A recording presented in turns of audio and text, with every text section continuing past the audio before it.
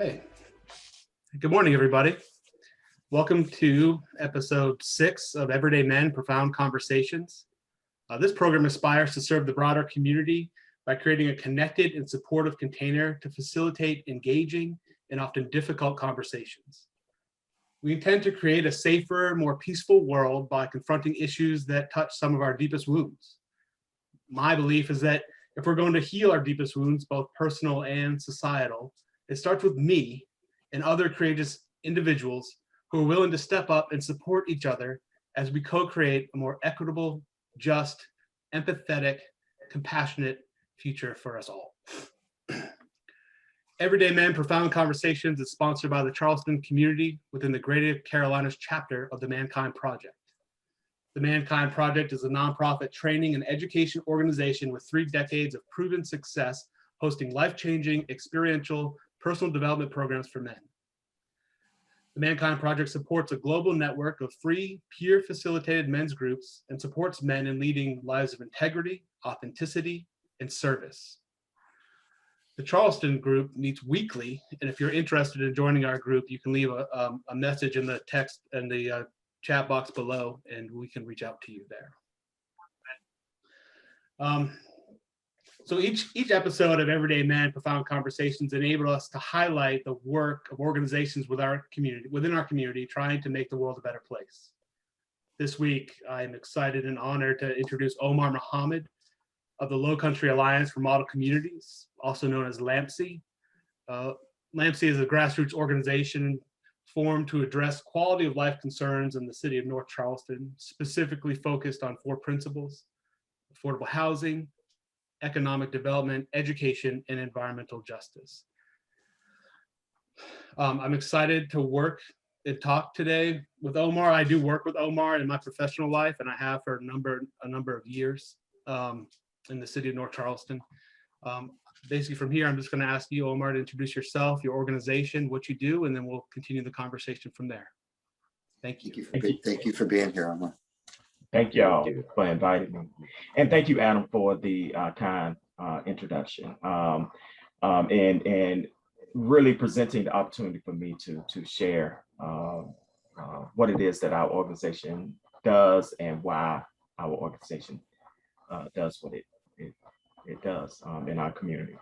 I am Omar Muhammad, and I am the executive director for the Lowcountry Alliance for Model Communities. And it is a grassroots nonprofit organization that was started in 2005 by the residents in which we advocate for today.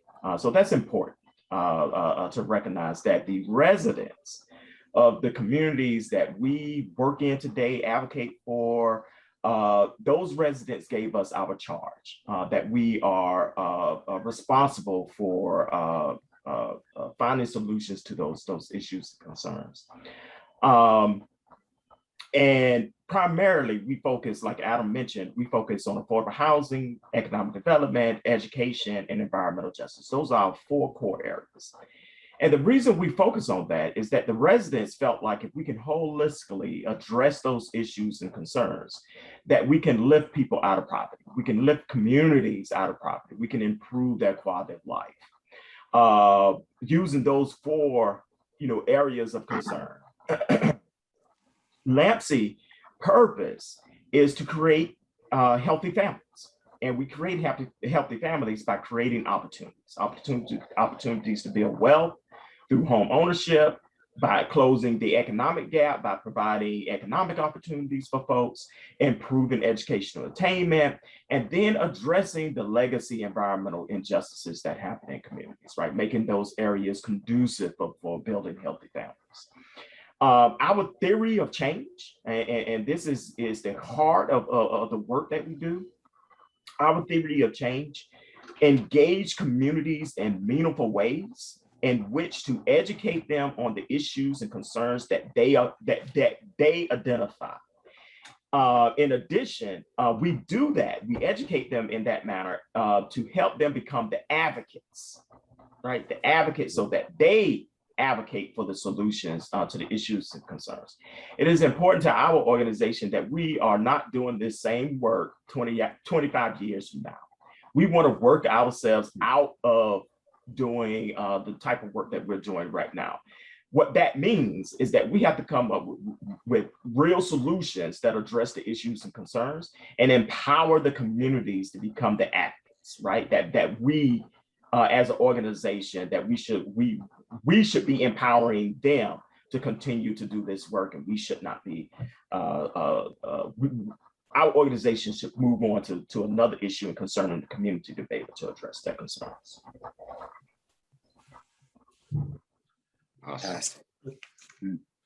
That's great, Omar. Thank you for that. I just had one question about that. You know, you talk a lot about engaging the community and having them advocate for themselves. In what capacity? Who are they advocating to, and what are the strategies that you employ in order to sort of get those voices amplified within a policy framework?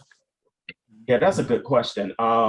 So communities, a lot of time, really, sometimes they struggle to articulate their issues and concerns, particularly to local decision makers or whomever they are speaking to about their issues and concerns. They do not know who within the government structure who they need to talk to. So our work and involvement in those communities is to help them identify who they initially need to develop that relationship with, right? Because all this ultimately, in end of the day, results to relationship building. Being able to articulate your concerns, build relationships so that your issues and concerns are addressed. LAMC has several ways in which we do this. One primarily is that we train residents through our Environmental Justice Academy. And residents can go through various different modules to help them identify their issues and concerns, or be able to define what those issues and concerns are and how to advocate. And once they advocate, how can they start to work towards solutions and policies, right? And then finding the funding necessary to sustain that work, because it's important too, that not only do we help them amplify their voice, but how do they sustain that work for the long term? And then empower the communities, associations, community groups to be able to continue that work for the long term. Because our organization is not there to organize communities. We're not there to do their work. So ultimately what we want to do is help them, right? Through training, through advocacy work, help them become those advocates that they need to become for their communities. And like I said before, we want to empower the community. So we walk alongside the community. We stand in solidarity with the community. We're there as technical support for communities to be able to help them establish those relationships, or help them identify funding that they need to walk along the journey with them. But our objective is to empower the community at the end of the day. Well done. Well done. What you speak on, I see that there's an heirs property seminar. Like, Yes, how did you all come up with that? That seems to be pretty juicy, because there's a Yes, lot of, it's just a lot of stories about ones losing their property and gentrification and things of that nature there. How did you all get started with that portion? Yes. So Omar, before you start, there are some viewers who may not be from Charleston, so heirs property is really unique. I will break it down. Yes, sir. Yes, sir. Down a little bit so that people understand what you mean there. Definitely will.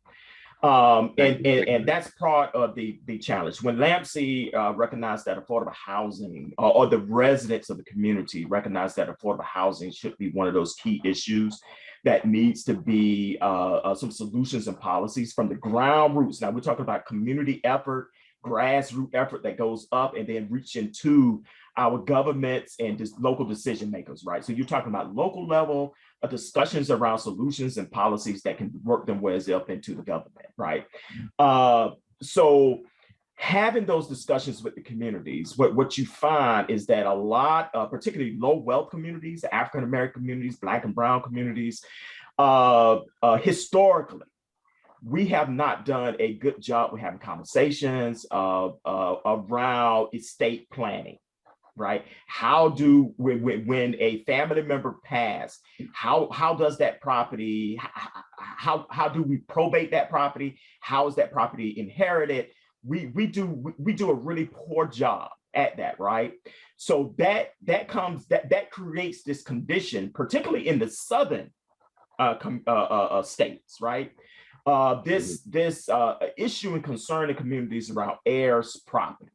And heirs property is where property has not been properly probated, and it goes to the surviving members of a family. And then over time, generation goes by, next generation, you can have 2, 3, 4, 5 generations of family members that own this property. So what that creates is an inability for the families to activate that piece of property. They can't make any repairs. They can't pull the equity from the property because there's no clear title. And that creates all types of issues when the home come in disrepair, and they need to try to find some resources in which to try to bring the property to code or fix the home to be able to activate it so that it is a revenue generation, generating asset to the community. And typically what happens is they cannot, because there's no clear title. So LAMC recognized that early on in our discussions with the community, and there is a local organization called Heirs Preservation Organization here in Charleston. And they work with family members to clear the title of their properties. And Joanne Stevens is the executive director for that organization. She runs a very good organization that addresses this concern around heirs property. So LAMC, in conversations with them, we are working to host these types of seminars and workshops in our communities to be able to educate folk, right? Because it starts first with education. Educating people on, you cannot allow your property to sit there and just rot, right? It could be an asset to your family. It can be a revenue generating opportunity. So how can we start having discussions with family about clearing up those titles, right? So that is the important piece. Also, having these heirs properties in the communities, what it leads to is increased instability in communities. I say that because speculators can go to a cousin that is up in New York that doesn't have any connection to the property down in Charleston, convince that person to sell, and they can force the sale of the property. And typically when that happens, the family gets less money than if they would have sold it a traditional way. So that's another way that families are their wealth is being stolen from them when family members are taken advantage of in that way, when speculators and other groups use the laws to their advantage and not in the benefit of the folk who have these properties in their possession. So this is a way, one of the ways, educating folk around heirs property and clearing up their titles, and then also giving people alternatives to home ownership, right? LAMC helped the community establish a community land trust where properties are co-owned by the community. It's not LAMC. LAMC just provided the funding and the support for the establishment of this organization. Once the organization was established, we turned it over to the community. The community has control. The community now, through this community land trust, can become the developers of their own community, right? That's empowering for communities. Yeah, that's wonderful. It's so wonderful. Right. That's fantastic. And that's, certainly in the realm of up-leveling communities and bringing communities all up to a par level. And you said something earlier, and we're kind of going to go around and touch on different things here. And that was really wonderful to hear that. Something you said too, just going back to the environmental impact on these communities. And something you said, it's a two-part question, if you will. explain a little bit more about environmental justice. And then I'm fascinated with the Environmental Justice Academy. If you'd be willing to say a little bit more on what that is and Yes, sir. where people could find that, if that's within your umbrella or where you would be Yes, willing sir. to speak to that a little bit. Yes, sir. I appreciate it, because that will help to ground this conversation. Environmental justice, the best definition that we have found that really resonates with our organization is the definition provided by the Environmental Protection Agency. And they define environmental justice as fair application of all laws, rules, policies, funding that addresses impacts in communities, particularly communities of disproportionately impacted, right? And in addition to that definition, they add the meaningful engagement of those communities in decisions, right? So that's the piece that we hold on to, is that meaningful engagement piece. Involving communities in conversations that are going to impact their communities when we are thinking about these problems, we're thinking about solutions or policies, involving them in those conversations in a meaningful way, right? So that their voice is included in the discussion. The Environmental Justice Academy is a training mechanism that LAMC uses, not only for the residents, but we also use this academy for organizations that we work with. For example, Sierra Club has went through this training. The South Carolina chapter of Sierra Club has went through this training, and we are working with Georgia Sierra Club, the chapter, for them to also go through this training as well. But this is a non-module training that walk communities through leadership development, conflict resolution. They go through training around identifying and defining their communities, stakeholder engagement, partnership development, sustainability, goal setting. So we walk them through various different types of mechanisms in which to help them develop a deliverable. So there's a deliverable. Once they go through all the training, what they produce is a profile of their community. And this profile, they can then use to write grants. They can take it to their local decision makers and say, this is the vision that we have for our community. In addition to that, LAMC recognizes that when communities go through these, organizations go through these trainings, what we recognize is that many of them, although they have this action plan or this profile of the community, many of them struggle to activate, right? Move to the next step to be able to move that action plan or that profile of the community forward. So LAMC designed another aspect of this training where we will work with the communities. It's called a Urban Design Center, where we will work with the community to implement that action plan. We will help them come up with renderings that visualize what they would like to see for their communities, right? A vacant lot is in their community. How they want that space to be activated. Do they want housing there? Do they want a pocket park, or do they want a food forest there? So we can help them visualize what that looks like so that they have some real documents that they can put forward to their local decision makers, right? Their council, town, the representatives that represent them at the local level and state level. So that's what that academy is about. It's about educating and training our residents to become advocates. Love that. And it speaks to what you said earlier. It helps them really articulate the issues and take them through the proper channels to the proper people, right, and guide them. It's like they're going to do more work than you guys do, rightfully that's so, right, because you're going to, show them the way. I love that. That is correct. Man, that's fantastic. That's fantastic. And another thing that we felt important, right? And we have recently received a grant to do this work that is going to support this work.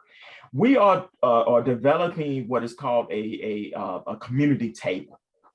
And this community table will be designed to bring all stakeholders together in a particular issue, one issue, bring all the stakeholders that's necessary to have that conversation so that we can talk about the issue, come up with some potential solutions and policies and work through them together. And then at the end, have some reasonable approaches to address the issue and concern. And communities are a vital part of that community table discussion. I love that. It sounds like a mastermind, bringing people together, just coming up with all these ideas. It's fantastic.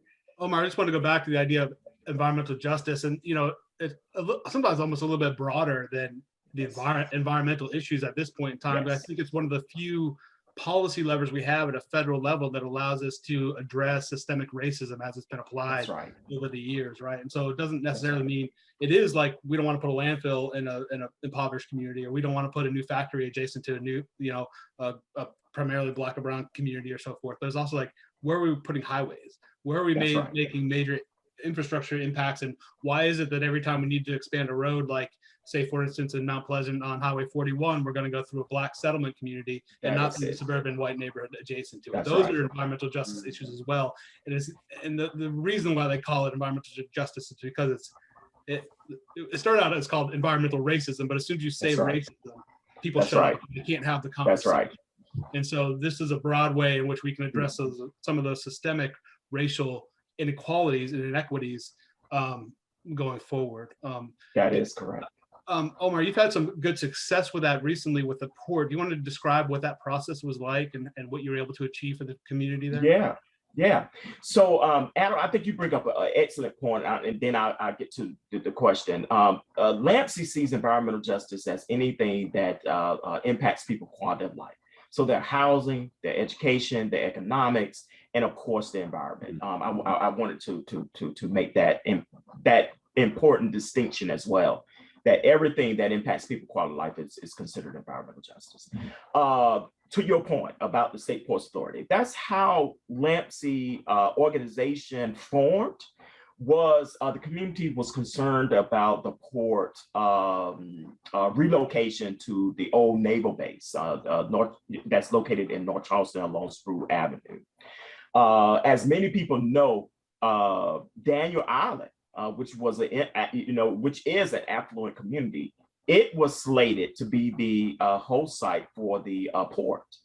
And those folks over there, when they were buying the property to build their homes, they acknowledged through a document that they signed that they recognized that the port was going to be built there, and they were still going to, build their homes there. But because the residents there had connections with the state legislature, they had money and resources, right? They had influence in the local decision making. They were able to get that port shifted from Daniel Island to the city of North Charleston. And the communities that we work in are fence line communities, frontline communities along the naval base. The community then became concerned about the port coming adjacent to their community, and what impacts was the port going to have on their quality of life, really. So they began to review the what is called the Environmental Impact Statement, which is a document that is required through the National Environmental Policy Act. And the National Environmental Policy Act is a federal mandate, federal act, I should say, that permitted projects, or projects that are seeking permits that are federally funded, they are required to go through an environmental assessment or an environmental review, depending on their impact into the community. And because this was having significant impact in the footprint of this project, it had to go through a full NEPA review, right? Which required an environmental impact statement. Some projects just require an environmental assessment, and then it's some other things that go along with that assessment to determine their permitting and what needs to happen there. But the community was able to review this document, and I'm not talking about a document that is 30 pages, 40 pages. I'm talking about a document that is 600 plus pages. So yes, it is a very thick document. It is technical in nature. So you're talking about residents that were working full-time jobs, 8 to 5, get off their job, come and meet in the evening, review those documents, come up with strategies. So what the community finally realized is that, hey, this is a heavy task. Who could we align with that can help us put into a mitigation package, right?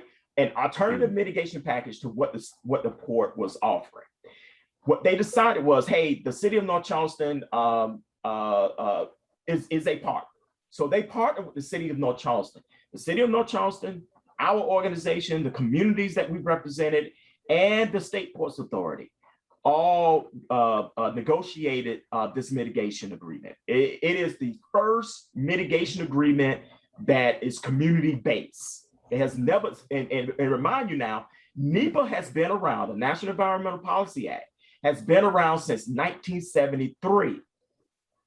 And our organization was the very first organization, grassroots, community-based organization that has been able to use NEPA to negotiate a community mitigation. That is one of the things that we're always amplifying when we're having conversations with EPA. We're having conversations with now the Biden administration. It was the Trump administration before that, and it was Obama administration before that, about why did it take so long for NEPA to be used in this way. And we were the only person, and we're the only community till this day that have been able to use NEPA that way. So what we were able to get were mitigation dollars. So in the tune of $4 million, LAMC negotiated with our other stakeholders, $4 million to address those 4 core areas that we identified, right? And then subsequent to that, we also used the same law to mitigate Palmetto Railways, which is a intermodal facility to support the movement of cargo from the port onto trains. And we negotiated with them using the same mechanism, an additional $4 million, which LAMC then, those monies are allocated across those 4 core areas again, right? So what that does is allow LAMC to continue doing this work in a sustainable way, right? So we know that $4 million, $8 million is not a lot of money. So we have to partner with other organizations. We have to build relationships with other organizations where we can leverage those resources. So we have been able to identify housing partners that we work with that have housing expertise to be able to help us on the deliverables of our mitigation for housing. We have economic development partners that we work with. We have we partner with the Coastal Community Foundation, which we have established 9 endowments there, which we pull the interest off, and we award those interest offs in various ways: scholarships, workforce development, funding for communities, for community projects, youth programs. So we fund a lot in the community with those endowments. And then in addition to that, LAMC work with academia. We work with government groups like the City of North Charleston to continue to address the quality of life concerns in our communities. And I can say that Adam has really been that partner that I can turn to, that person that I can turn to and say, and just throw ideas at him, right? And say, do you think this will work? And Adam will give me his true assessment. And I appreciate that. Thanks for that, Omar. I appreciate you. I love our working relationship, and I look forward to years and years of more dialogue with you. So. Sir. That was beautiful, man. Well, hopefully not. Hopefully we're going to work him out of a job. That's like he said, it's a lot of work out here to be done. And like I said before, we should not be working on these same 4 core areas 20 years from now, right? But there are other things: access to healthcare, clean air, you know, climate change, which is going to be a continuing challenge for all of us. Right, these are issues and concerns too that we can gravitate towards and start working with as well. Very much so. So let me ask you this. Let me ask you this. With what you just talked about, was the port, was they basically trying to expand the port in North Charleston, and you all were able to reallocate the resource to have some of the stuff shipped out on trains as opposed to expanding the port? So pretty much what it boils down to? not necessarily. So the port wanted to expand their operation in the region, and because of the some projects that was going to deepen the channels to bring in some bigger ships, the naval base provided also the infrastructure for that expansion, right? It's not for the port to operate. The concern in the community was the movement of the cargo, so goods movement, the impacts of goods movement in their communities when it comes to air quality, when it comes to the quality of like trucks moving through the community, right? Always, yeah. Those were concerns. So we were able to work with the State Ports Authority, work with the City of North Charleston, work with SCDOT to limit trucks to a certain area of North Charleston. So there was an access road that was built to keep the trucks on that instead of on the surface streets of the community. So that I can't talk about all the facets of what we were able to negotiate, because that could be its own discussion. But there was a lot of conversations in the community with the key stakeholders about impacts in their community. And there are continuing conversations with these same stakeholders about impacts and how we can kind of address those impacts and reduce the exposure for our residents. Because if you guys weren't there, they would virtually just walk all over the residents and do whatever they wanted. That is correct. Which they've done in the past. And even the city really couldn't stop them. I mean, really, like it really took the community effort, that grassroots effort, to really show them how impactful that would be. I mean, the city had fought it for a long time, but we got nowhere until the people kind of came up and suggested and raised their voices. That's when it started to get heard at the state level. So that's why it's so important, the work that Omar does in terms of educating and empowering neighbors to speak for themselves is instrumental in getting some of these policies passed.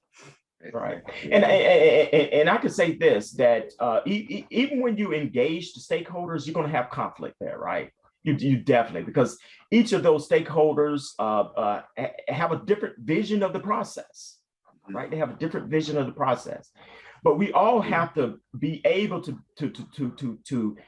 see that we're not going to have a 100% of what we want. So we have to be in a position to compromise and look for win-wins, right? Win-win for all the stakeholders, including the community residents. And I think that's important to recognize, is that when we do stakeholder engagement, we are going to have conflicts. Even when we engage communities, we have that conflict between who is the leader of the community and who is not, right? Everybody want to bubble up to the top as I'm the voice of the community, and they may not be.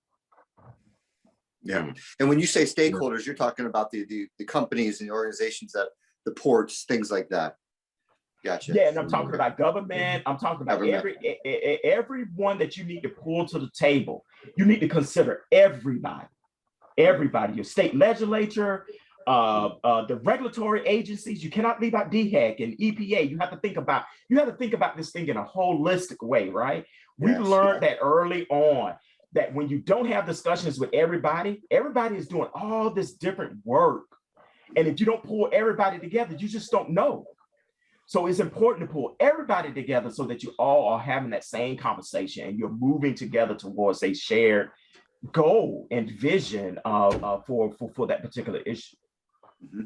There's some accountability in that. If somebody doesn't want to come to the table, then that's telling.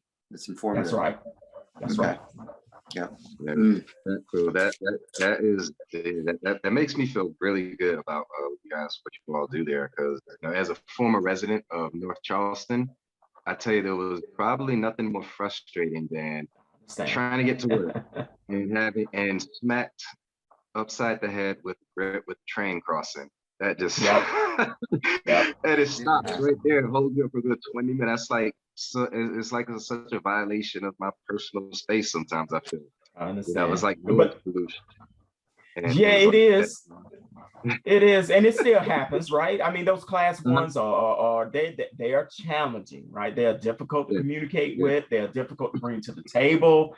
but it's definitely going to take, right, a community effort, right, and government and all the other groups that make up a community, right, to come together and really voice concerns about impacts in communities. And I can see as the port gets more, they just opened in March or April, really. So as they become busy, we're going to be impacted more by trains. Right. So how do we bring the class ones into the conversation around their impact in the community? Because they're part of the community too. So they should be responding to the impacts that they are having in the community and not just ignoring the community concerns around upkeep of the right of way around the tracks, right? Upkeep of abandoning tracks that are hazard in communities, right? Those kind of properties can be turned into assets for the community. It could be a trail. It's all kind of ways in which these things can become assets for communities instead of becoming eyesores.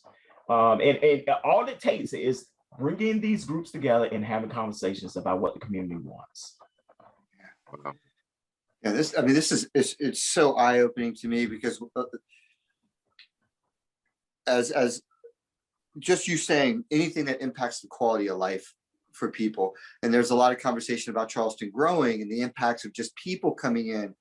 But often what's left out is the impacts of that growth on these communities and how that deeply affects their quality of life. And just being able to enjoy walking down the street and not hear all the noise of trucks and trains. And it's something that's largely unspoken. And I'm so grateful you're doing this work. It's opening my eyes and my heart just listening to it. Man, this is a perspective I haven't really, in my privilege, I'll own that, haven't seen. It's really eye-opening. So one of your questions that you asked us to talk about was explaining the difference between equity and equality. I think that would be a good shift from what we just got off of, and maybe get into that a little bit. Yeah, I mean, that's an important distinction to make, right? Equality allows all of us to have an opportunity, right? We all on this call, on this Zoom platform, we all have an opportunity to apply for any job that is available for us to apply to. We all have that opportunity. Equality recognizes that certain folk have barriers to that opportunity, right? And what equity does, right? And this is equity. Equity recognizes that those barriers exist and try to come up with solutions to be able to reduce those barriers to entry. The perfect example of this is LAMC has a scholarship program that we give to our high school seniors that graduate from our local high schools that are in our neighborhoods that the children attend. They can apply for one of our scholarships. Those students that receive those scholarships, that scholarship follow that student until they complete school. We recognize that many of the children that graduate from the high schools from our neighborhoods do not enter college with the same opportunity or the same learning experience as someone from Mount Pleasant or someone from a private school, right? So we recognize that they enter undergrad with a certain, college with a certain disadvantage. So our scholarships are designed to follow that student until they complete. So if it takes them 5 years, if it takes them 6 years or 7 years to complete, that scholarship stays with that child. In addition to that, the only 2 requirements we have for that student is that they maintain a 2.5, although we have an expectation that they make A's and B's. But again, we recognize the challenge. They maintain a 2.5, and then they give back to the community that pour into them. Those are the only 2 requirements we have, right? Other scholarships, right? The Hope Scholarship, the Palmetto Scholarship, all other types of scholarships, it's tied to their GPA. And if children are challenged educationally, they potentially lose those scholarships in their freshman year. And we all all of us who have went to college, we know we mess up during our freshman year. We don't do what we're supposed to, all of us, no matter what educational background we come from. We all mess up in our freshman year. We do. And because it's a learning experience, right? So recognizing that our scholarship has an equity piece built into it that recognize the barriers that many of our students have when it comes to education. So equality and equity are important issues for us to recognize when we're talking about policies and solutions. I want this to be clear that when we talk about equity or equality, we're not talking about giving away anything from or pulling anything away from one group to give to another. That's not what we're saying. We're saying that some groups have different barriers to that opportunity. Recognize those barriers and how can we reduce the barrier to that opportunity.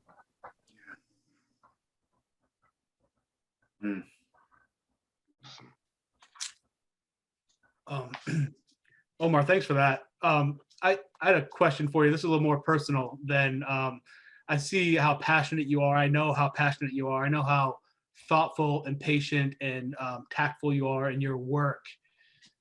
One thing I don't know about you that I'd like to know is what really drives you to do this. I mean, you don't have to do this. A lot of us sit here, listen to you and say, yeah, we should do something, but we're not doing anything, right? I'm not. I mean, I'm doing a little bit of my work, but a lot of people are sitting back saying, I want to do something, but I'm not. What made you get up off your couch or out of your house and go engage in a real deep, meaningful way with this work? Yeah. So growing up, both my parents, my father is he worked with youth offenders. So he worked and retired from the state of Georgia with the Department of Youth Juvenile Justice. That's what it was. So he and my mother is a nursing assistant. So and she's retired as well. So I grew up in a household that always had conversations around these social concerns and social issues and how we needed to get involved and get involved in our community. And my father and mother was involved in community. They was involved in our school. They were involved in the community. So I grew up around that. And two, so that was something that was instilled in me as I was growing up, being a part of my community, actively engaged in my community. And the call to action when I moved to Charleston, the call to action for me was the battle that one of our communities was having over the renewal of a contract for the incinerator that was along Spruce Avenue. And Charleston County was holding a community hearing at the Union Heights Community Center, the City Community Center in Union Heights. They were holding a community, I guess, input session there. And an elderly lady from that community stood up and said that every day that she woke up, she felt like her community was killing her. Because every day she woke up and the air was thick and it was hard for her to breathe. And I heard her say that, and I said, there is more that I can do, right? As a scientist, as a person with technical background, there is more that I can do, right? To get involved and see what I can do, what skill sets I can bring to this issue to help. And that is what moved me to really start looking at the LAMC organization and see how I could get more involved and bring some skill sets that could be helpful, right, to the community. And what I have learned is that as I was learning, right, I learned a lot from the community. I will put it like that. A lot from the communities that we work in. They educated me, right, on these issues and concerns. And I'm appreciative of that because it helped shape my involvement in the community and why I do what I do today. If it wasn't for that, the elderly lady speaking up, if it wasn't for all the conversations I have in the community, I don't think I would be doing this. And it's because of those conversations, because the community's eagerness to improve their quality of life, right, in the best way that they know how. I felt like I could provide more technical assistance to the community and really move that ball forward in a way that was meaningful. Mhm.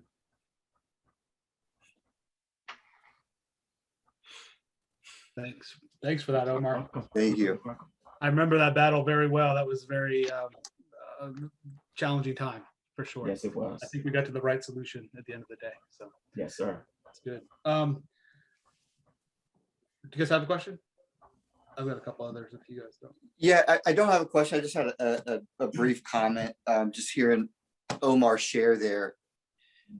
One of the most powerful prescriptions for me as a human being to overcome fear and ideas, just the feelings of depression about the direction of the world is being of service. There's not one thing in my life that has helped me to the degree that being of service to somebody else or giving of my time, energy, or any resources that I have that has supported me working through fear or the feeling of disconnection from other folks, because connection is something I value. So I just wanted to speak to that. That's all. I just wanted to share that. And I really appreciate what you do. And I think when you asked him what drives you, I thought of that. I was like, man, that's just something that's kind of selfish, but it's also, there's part of selfishness in it. It's just, I feel so connected, but then the other side of it is actually serving somebody. So it's a great conversation, but I don't have another question at this time.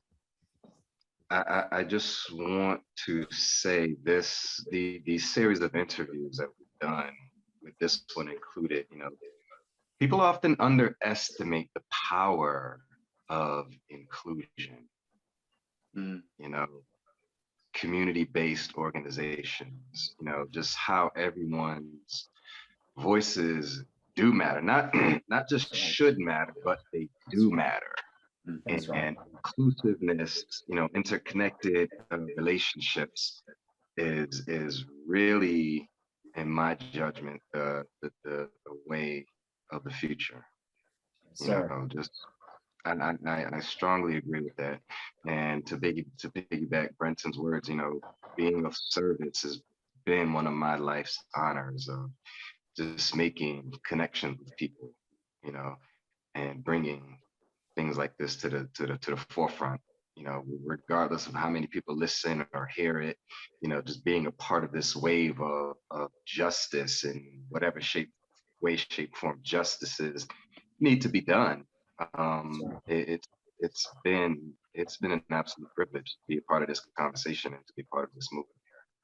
On the website it says pathways to inclusion, education, and just bringing everyone's concerns, questions, and ideas, bam, right there to the decision makers. Let's see what we can iron out. That's right. Exactly. You hit the nail on the head. Just in those simple words. Mm-hmm. Love it. But no questions. I just wanted to speak to that real quick. Omar, I just want to see what's next for you in the organization. I know that you just recently completed a master's program, and Yes, I know that's a lot of work for you, but I think you've set a new vision for what the future could look like for you and the organization. You want to speak to that a little bit and tell us where you're going, and then tell us how the listeners may be able to help support those efforts in moving your organization forward. Yeah. So yes, I just recently graduated from the College of Charleston in their master's program for community development. The program is called Community Planning, Policy, and Design. It is basically a fancy word for a community planner. That is something that I think will position the LAMC organization to become developers of the communities that we work with, to be able to help our communities visualize better how they want their communities to be developed and redeveloped and reimagined. Reimagine some of these spaces, right? That makes up our communities. How do we use our streets effectively, right? The community streets I'm speaking of, right? Being able to activate those spaces to be able to be usable by the community, right? Also in between spaces, right? I'm interested in the intersectionality of community planning, built environment and disparities, right? Is it the resulting disparities, right? I'm interested in further researching that, right? I think our organization is moving more towards not only becoming a community developer, but also moving into policy discussions at the local level, state level, and the federal level, right? And I think that is where we're going to see some real change happen. Is definitely in the policies that come out of our local governments, not necessarily the federal government, although federal government is important. I think the state government and our local government have more impact on our lives than the federal government. So I think that policy work really needs to happen at the state level, and it needs to happen at the local level, right? So when we're talking about policy, we're talking about transportation-oriented development, right? How do we get that right, right? So as we're talking about Lowcountry bus rapid transit, right? What can happen along that corridor? What can happen at the hubs? Density. And the policy has to be right in order for that to work, right? So beginning to talk about different modes of transportation and how we can activate infrastructure that is needed to support those different modes of transportation, walking, biking, and the infrastructure that is needed to encourage that, right? So you have to have facilities along those paths to be able to encourage people to walk and bike. So not only just facilities for resting, but we got to think about facilities for people to take a shower, right? If you're encouraging people to bike to work, they're not going to bike to work if they're going to be funky by the time they get there, right? So we have to have infrastructure in place to be able to support people being able to bike to work and be able to walk to work. So I think it's going to be important for us to look at our transportation issues in a regional aspect. So those are conversations that we want to start having. Conversations looking at affordable housing, from a regional perspective, not as a Charleston concern, not as a North Charleston concern or Mount Pleasant concern, but a region concern, because it is a regional issue. There are folk that are high-waged earners, and they cannot afford to live in certain communities, right? So this is becoming an intense issue for us, and we really need to have some conversations around regional approaches to affordability of our areas, right? So I think LAMC is starting to move and starting to have those conversations with the state and local decision makers about regional approaches to those issues and concerns. And they matter to our communities just like they matter to other communities, right? Our movability of our communities, the safety of our communities, access to food, right? So these are issues and concerns that are that we will continue to be involved in and help shape policies and solutions for those concerns. How people can get involved, I'm going to place our email address as well as our website in the chat, and people can email me on how they can get involved. They can go to our website and learn a little bit more about our organization to see if this is an organization that fits with your values, right? We don't want people to come and say, "Oh, I feel so poor about, I feel so sorry about those people," and you get involved and you only do one thing, right? We want lasting relationships that are impactful for our community. So we want what we do. We want to touch with your values, and we want to get in. We want you to get involved because this is something that drives you, right? Not because of external activities that are happening, right? We saw that a lot with the George Floyd situation, right? We got a lot of calls from people about how can they help, right? And some of these things they do not translate into intentionality and transformative behaviors for our community. So that in many ways they're not helpful, right? So we're looking for intentionality, and we're looking for initiatives and programs that are transformative for our communities. So if what we do resonates with your values, please reach out to us. We'll be happy to place you in any opportunity for in any of the core areas that we work in.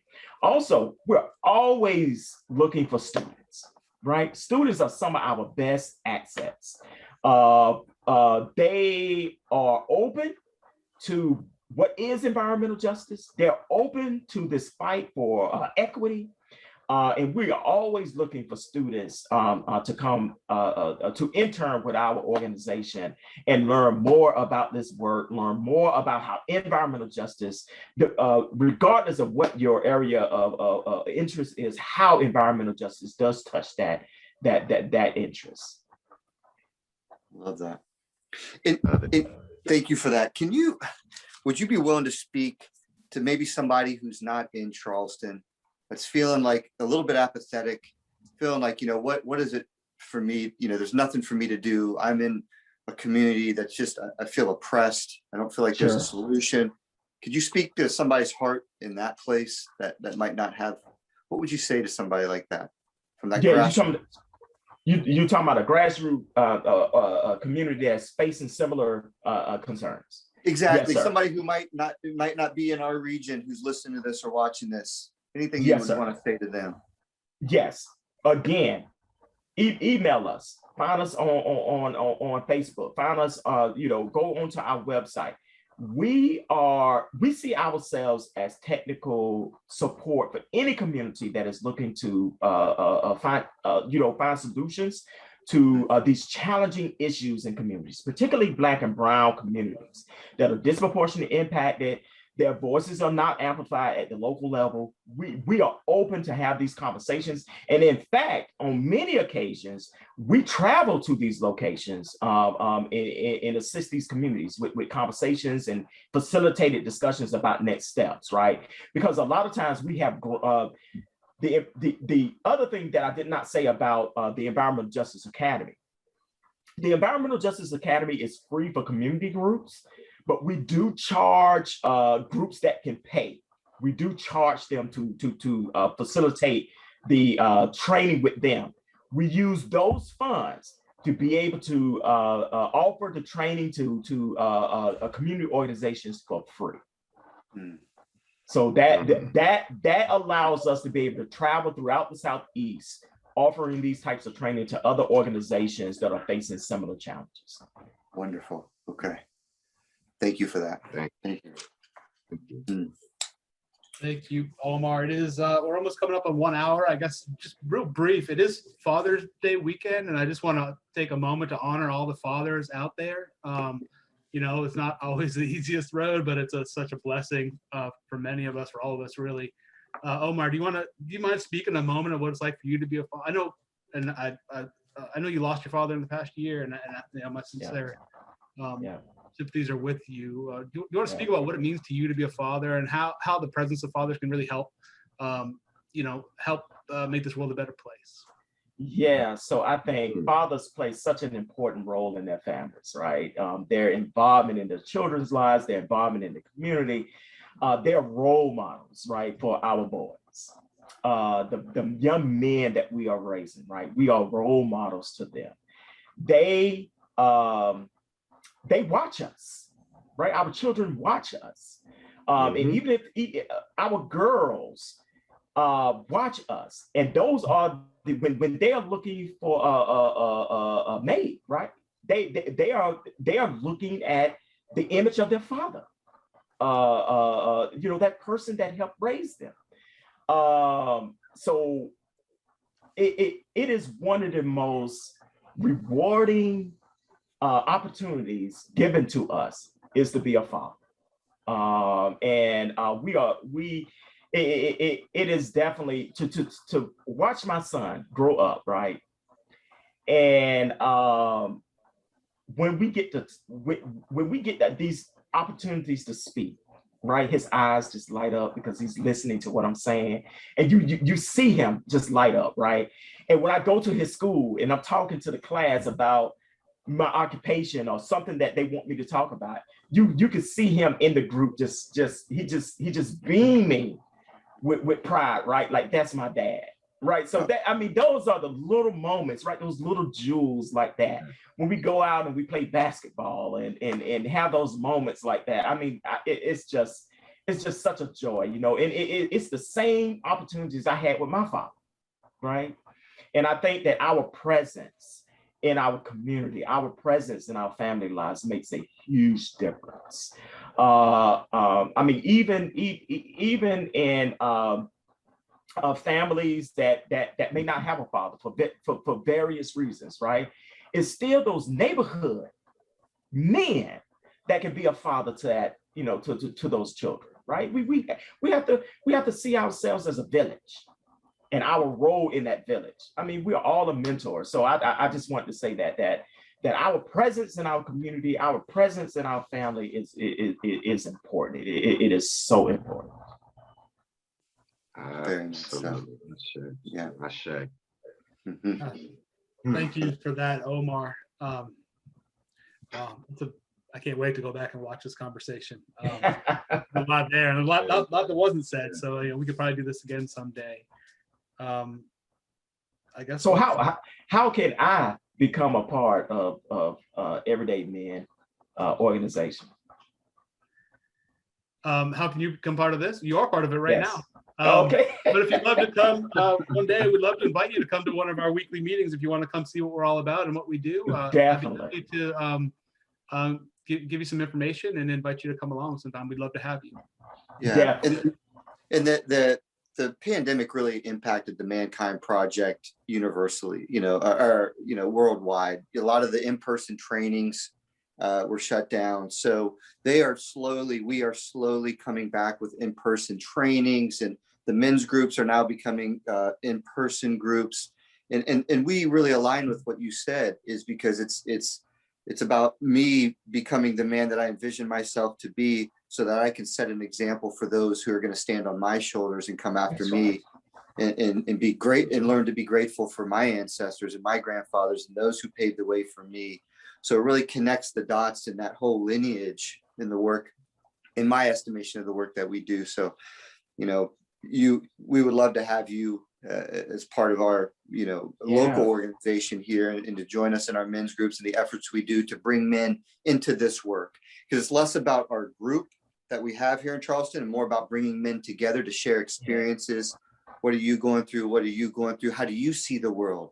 Wow, I didn't even know you saw it that way. Thank you. You know, and just, there's no right or wrong, that we're all in this together. And that's really the foundation of our project and the Mankind Project, and the intentionality behind why we get together is to do that inner work, which one of our guests described as the first work, so that I can do the second work in the world, and to really learn through the passage of each other's lives. So we'd love to have you be part of that. And part of why we do these interviews is to just show the kind of conversations that we love to have. You know, nothing is off limits, nothing is too taboo within this project. And it's actually, the more off limits it is, let's talk about it. You know, let's bring it to light. Let's dive in. I'm looking forward to meeting you all in person. I'm really excited about, I mean, when Adam first mentioned this to me, I mean, it just really was an honor that he thought, you know, a lot about what I do in the community, and really invited me to this. So I'm looking forward to actually meeting you all in person and becoming more involved in this organization. I really think that there's some great potential here. Wonderful. Thank you. Well, we're going to hold you to it. Love that. I'll call you tomorrow. Yes, sir. Great.